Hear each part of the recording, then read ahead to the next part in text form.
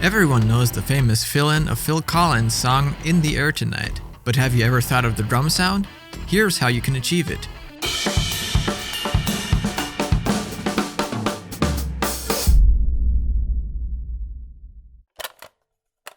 Before we get started, make sure to not only check out our YouTube channel, but also visit ArtOfDrumming.com.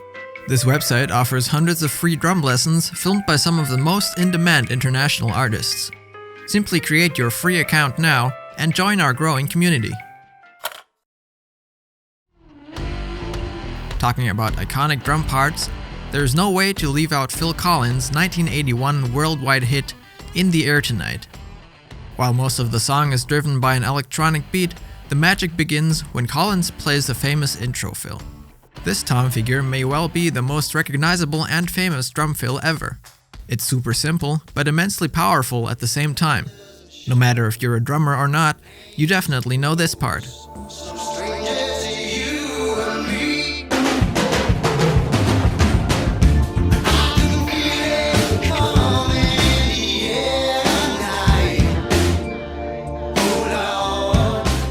The groove he gets into next is driven by the bass drum and snare only, with some additional tom hits as fills, and features no cymbals at all. We went with a Gretsch Renown kit.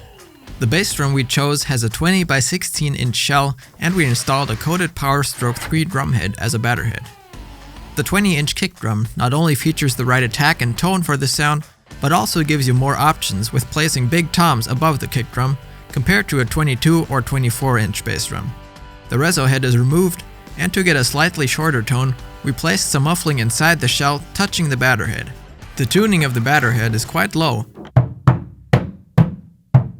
and the impact patch adds some durability and attack to the drum head. Next up is the snare. The snare sound does not feature a lot of ring, and so the shell material is not as crucial as it might be when you're going for a certain kind of tone and overtones. Our Gretsch 5x14 solid aluminum snare works perfect for this sound.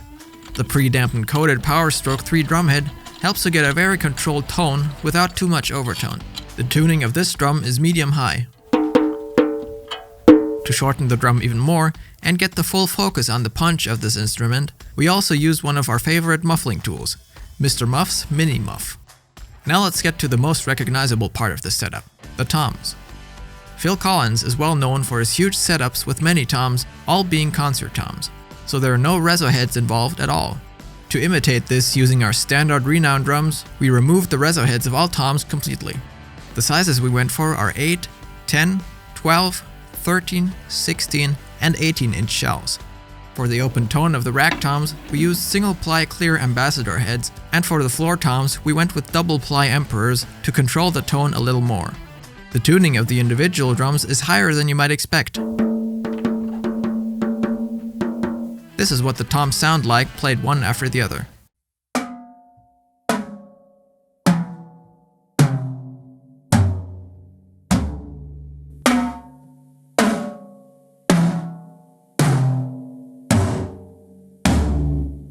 A huge part of the sound is also the miking and mixing of the kit. While you might expect close mics on all toms, there were only 2 close mics involved in the whole recording, one for the bass drum and one for the snare. We pointed the SM57 snare mic pretty flat towards the rim to get a nice mix of body, wires, and attack, and placed a large diaphragm condenser in front of the kick drum to be able to enhance the low end and attack of the open bass drum. To cover a nice image of the whole drum kit, we placed 2 biodynamic MC740s a few feet away from the kit, set to a ribbon polar pattern. Producer Hugh Padgham, who worked on this track with Phil Collins, stated that a huge part of the sound was a talkback mic in the recording room that he accidentally sent through a compressor. To imitate this, we placed a ribbon M160 in a spot where a talkback might be and used it in a similar way. Afterwards, adding some gated reverb and heavy compression does the trick. So the bases of the whole mix are not close mics, but the 2 front of kit mics and the talkback mic. Here is our version of Phil Collins' In the Air Tonight.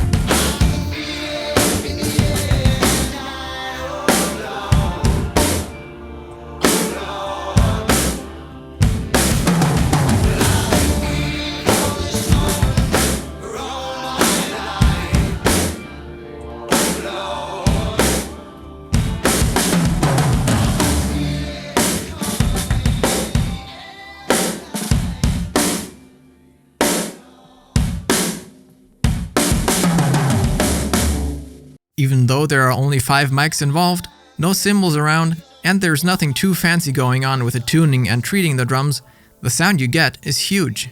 Also, turning your toms into concert toms will trigger your creativity and help you come up with new ideas. Now it's your turn to play around with those ideas and recreate Colin's fill yourself.